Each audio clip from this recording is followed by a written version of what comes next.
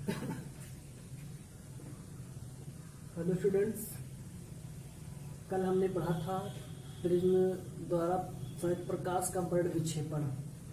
तो उसमें एक पॉइंट रह गया था कि किस प्रकाश की कितनी तरंगदैर्घ्य होती है। तो बैजनी पिनाला, देखिए हमने ये पढ़ा था। बैजनी पिनाला में देखिएगा, बैगनी,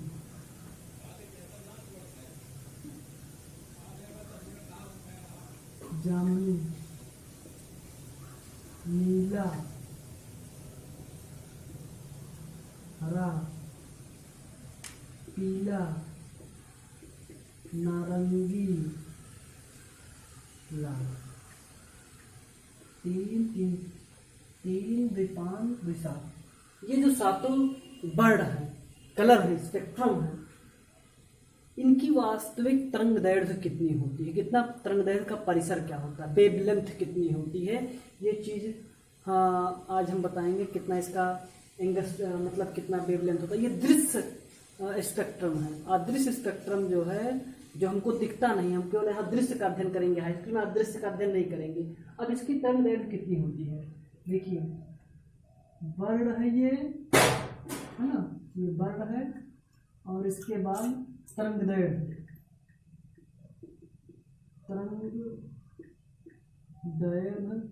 एंगस्ट्रॉम में,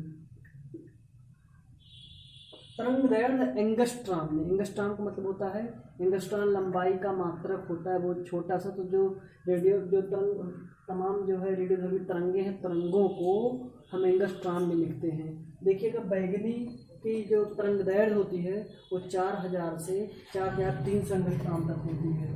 यानी इसकी जो तरंगदैर्घ्य होती है वो 4000 एंगस्ट्रॉम से 4300 एंगस्ट्रॉम होती है ना। और इसके बाद जामुनी की 4300 से 4300 एंगस्ट्रॉम से 4600 एंगस्ट्रॉम तक होती है जामुनी की। फिर इसके बाद नीले रंग की जो तरंगदैर्घ्य होती है वो 4600 एंगस्ट्रॉम से 5000, 4600 एंगस्ट्रॉम से 5000 एंगस्ट्रॉम तक होती है ना। इसके बाद हरे रंग की तरंगदैर्घ्य कहाँ तक होती है, 5000 से 5700 एंगस्ट्रॉम तक। 5000 एंगस्ट्रॉम से 5700 एंगस्ट्रॉम, 5700 एंगस्ट्रॉम तक होती है ना। फिर इसके बाद पीले रंग की तरंगदैर्घ्य कितनी होती है, पीले रंग की तरंगदैर्घ्य 5700 एंगस्ट्रॉम से 5700 एंगस्ट्रॉम से ये होती है क्या नाम है, 6000 एंगस्ट्रॉम तक होती है, 6000 एंगस्ट्रॉम तक होती है ना। फिर इसके बाद नारंगी रंग की तरंगदैर्घ्य होती है वो 6000 एंगस्ट्रॉम से होती है 6400 एंगस्ट्रॉम तक। 6000 एंगस्ट्रॉम से 6400 एंगस्ट्रॉम तक होती है। फिर इसके बाद जो ये क्या नाम है, इसकी तरंगदैर्घ्य होती है लाल रंग की, वो 6400 एंगस्ट्रॉम से 7800 एंगस्ट्रॉम तक होती है। ये इनका परिसर है, सातों रंगों का तरंगदैर्घ्य है एंगस्ट्रॉम में इतना होता है, देखिए, है ना। इनका जो परिसर है तरंगदैर्घ्य का, इतना इनका परिसर ये होता है। ये तरंगे जो है इनकी तरंगदैर्घ्य इतनी होती है, देख लीजिएगा, नोटिस बना लीजिएगा, है ना। इनकी तरंगदैर्घ्य को आपको याद करना पड़ेगा, किसकी कितनी तरंगदैर्घ्य होती है ना। अब इसमें एक चीज ध्यान दीजिए, इसमें लाल रंग का विचलन कोण सबसे कम होता है, लेकिन उसकी जो तरंगदैर्घ्य है सबसे कम है, अधिक है ना। लाल रंग का विचलन कोण सबसे कम होता है, अतः उसकी तरंगदैर्घ्य सबसे अधिक है, जबकि बैगनी रंग का विचलन कोण सबसे अधिक होता है और उसकी तरंगदैर्घ्य सबसे कम होती है। जिसका विचलन कोण जितना अधिक होगा उसकी तरंगदैर्घ्य उतनी कम होती है, जिसका विचलन कोण जितना कम होगा उसकी तरंगदैर्घ्य उतनी अधिक होती है ना। ये है तरंगदैर्घ्य। अब इसको हम मिटा रहे हैं। 2 मिनट आप अगर स्क्रीनशॉट लेना चाहते हैं तो ले लीजिए, या देख कर नोट करना चाहते हैं तो नोट कर लीजिए। इसके बाद हम आगे बढ़ते हैं। ये बर्ड है, ये 7 बर्ड है, 1 2 3 4 5 6 7, इनका क्रम है, इसका क्रम है ये, और ये उसकी तरंग दैर्घ्य है बढ़ते क्रम में। ओके, अब हम मिटा रहे हैं इसको, आगे बढ़ रहे हैं।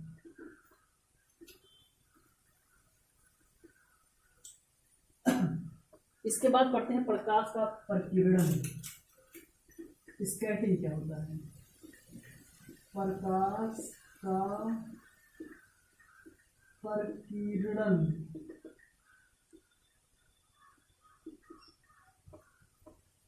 इसको डिफाइन करने के लिए देखिए, जब प्रकाश किसी ऐसे माध्यम से गुजरता है जिसमें अति सूक्ष्म आकार के कण जैसे धूल के कण, धुएं के कण, वायु के अणु आदि उपस्थित रहते हैं, तो इन कणों के द्वारा प्रकाश का कुछ भाग सभी दिशाओं में फैल जाता है, कुछ में कम, कुछ में अधिक।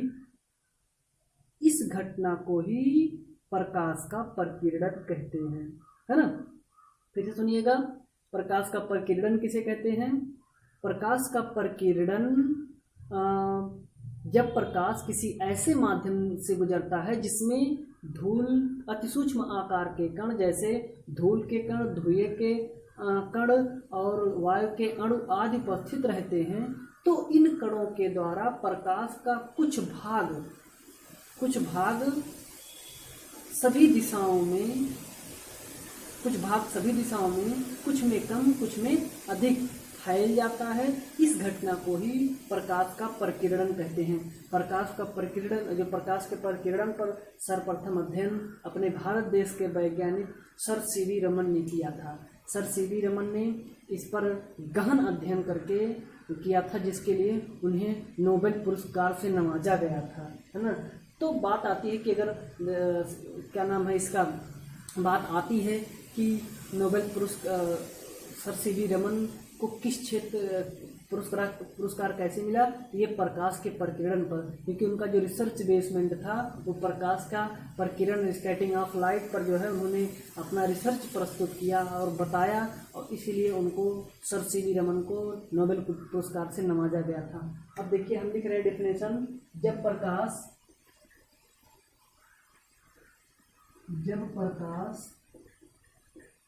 किसी ऐसे माध्यम से गुजरता है, ऐसे माध्यम से गुजरता है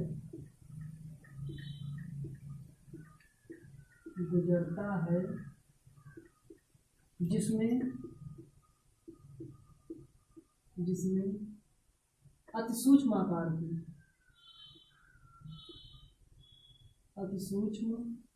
आकार के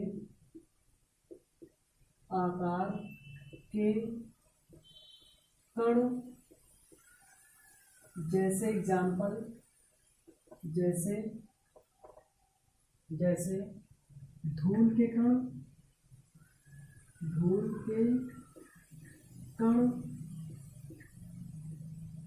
धुएं के कण,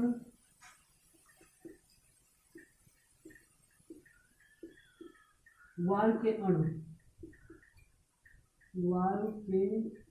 अणु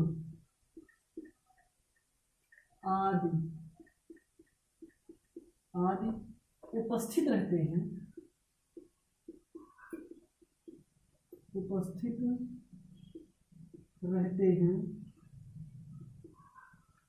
तो इन कणों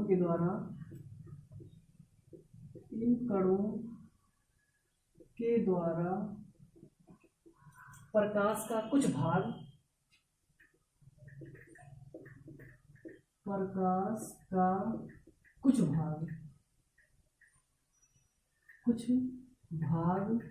सभी दिशाओं में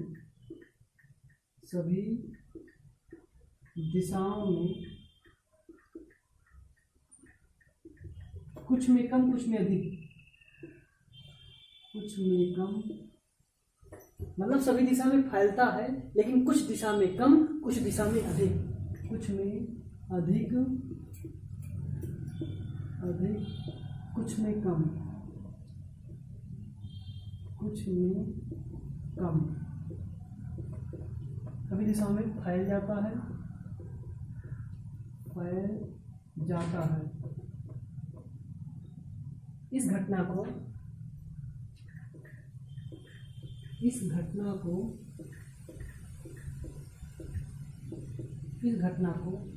प्रकाश का प्रकीर्णन कहते हैं। प्रकाश का प्रकीर्णन कहते हैं।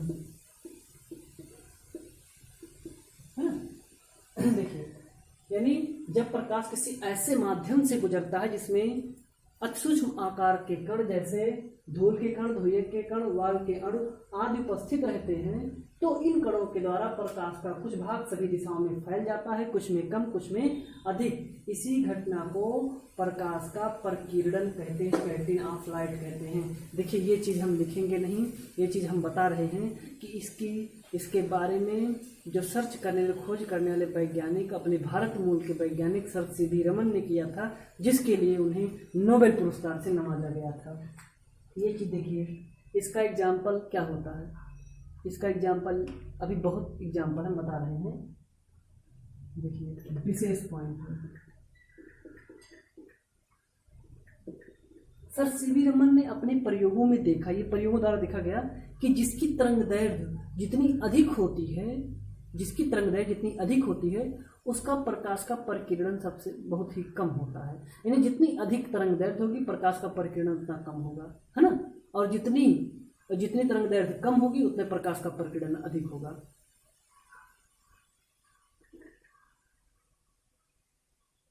जिस प्रकाश की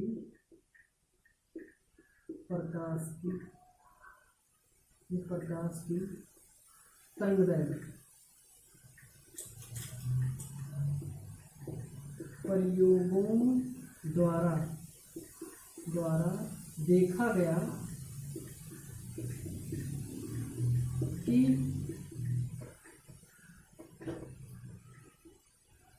जिस प्रकाश की तरंगदैर्घ्य जितनी अधिक होती है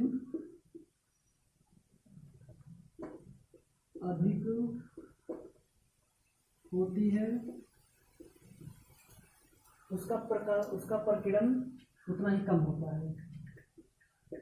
उसका प्रकीर्णन उतना ही कम होता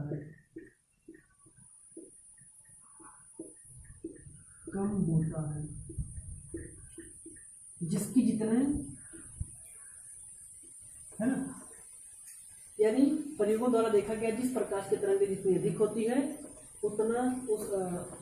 उसका प्रकीर्णन उतना ही कम होता है। यानी तरंगदैर्घ्य अधिक होने की दशा में प्रकीर्णन कम होगा और तरंगदैर्घ्य कम होने की दशा में प्रकीर्णन अधिक होगा, है ना। ऐसा भी लिख सकते हैं हम, यानी तरंगदैर्घ्य कम होने की दशा में ऐसा नहीं सकेबल नहीं, ये बता देते हैं। यानी जिसकी तरंगदैर्घ्य जितने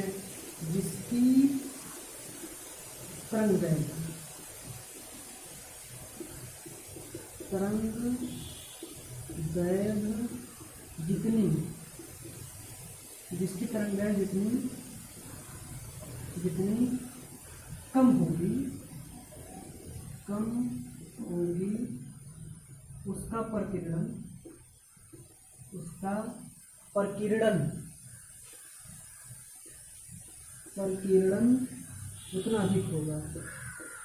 उतना अधिक होगा।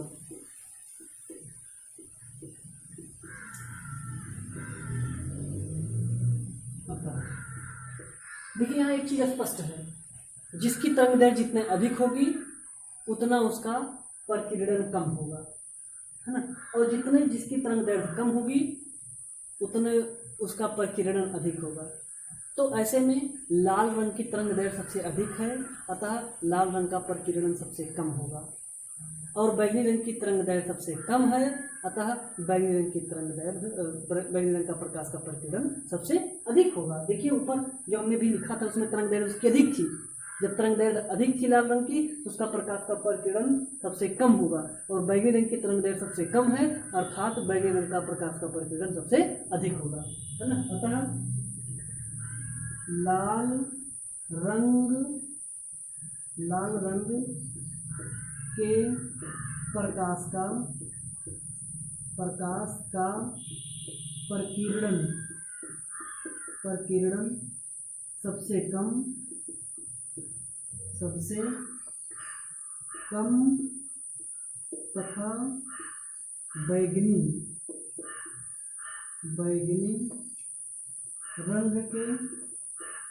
रंग के प्रकाश का प्रकीर्णन, बैंगनी रंग के प्रकाश का प्रकीर्णन सबसे अधिक होगा,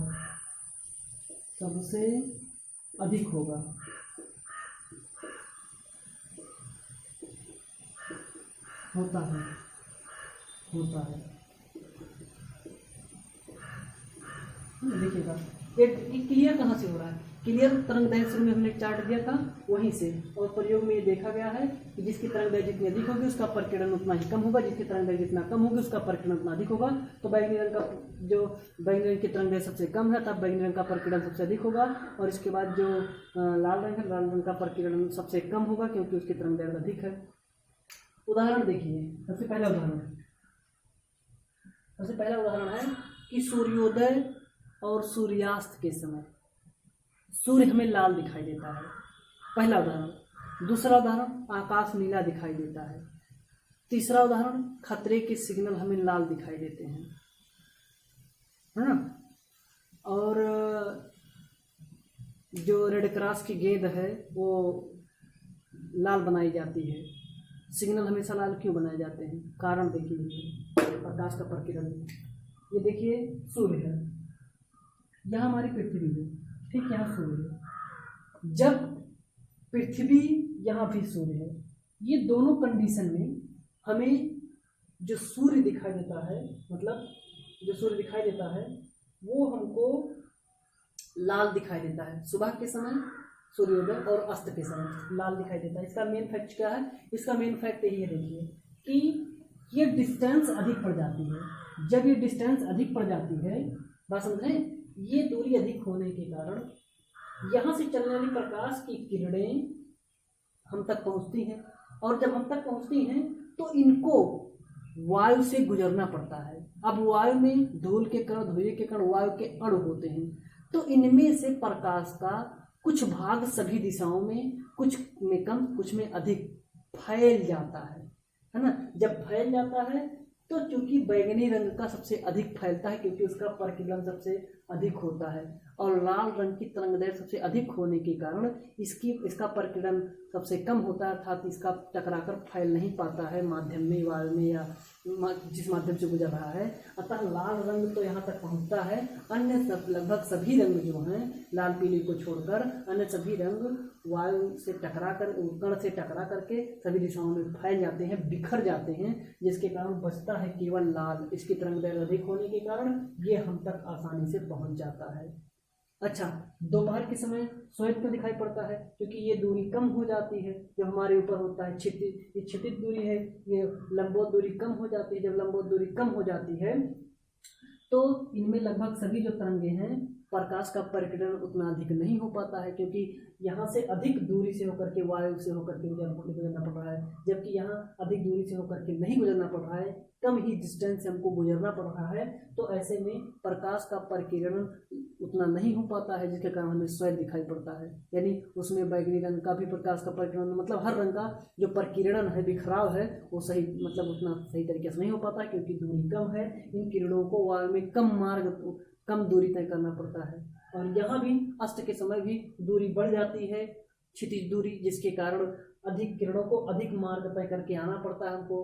और जब यहाँ से आना पड़ता है तो वायु कण के कण, धुएं के कण, तमाम कणों द्वारा लगभग सभी रंगों को, नीले, लाल और पीले को छोड़कर बिखराव हो जाता है, जिसमें बैंगनी रंग का बिखराव सबसे ज़्यादा हो जाता है, और वही लाल बचता है जो हम तक पहुँचता है, क्योंकि इसकी तरंग दैर्ध्य भी ज़्यादा है। ये पहला उदाहरण हो गया। दूसरा, आकाश नीला क्यों दिखाई देता है? आकाश वास्तव में नीला नहीं है, ये हमारी केवल अनुभूति है। नीला क्यों नहीं है? क्योंकि हमको केवल दिखाई पड़ता है। उसमें से जो चलने वाले जो क्या नाम है, जो ऊपर सूर्य का प्रकाश है, वो जब हम तक पहुंचता है तो उसमें से जो बैगनी रंग का है, यानी वहाँ की जो लाइट है, जो बैगनी रंग है, क्योंकि वायुमंडल से होकर के गुजरता है, जो बैगनी रंग का प्रकाश का प्रकीर्णन सबसे अधिक है, तो वो बैगनी और नीले रंग का, नीला रंग जो है वो प्रकाश का प्रकीर्णन अधिक होने के नाते वही बिखर जाता है माध्यम में, वायुमंडल से टकरा करके वो बिखर जाता है, वही मतलब पूरा नीला नीला रंग बिखर जाता है, वही हमको दिखाई पड़ता है। अगर चंद्रमा से आप देखेंगे तो आकाश हमको काला दिखाई देता है, क्योंकि वहाँ वायु नहीं है। जब वायु नहीं है तो प्रकाश का प्रकीर्णन नहीं है, क्योंकि तब प्रकाश की किरणें वायु से नहीं गुजरती हैं।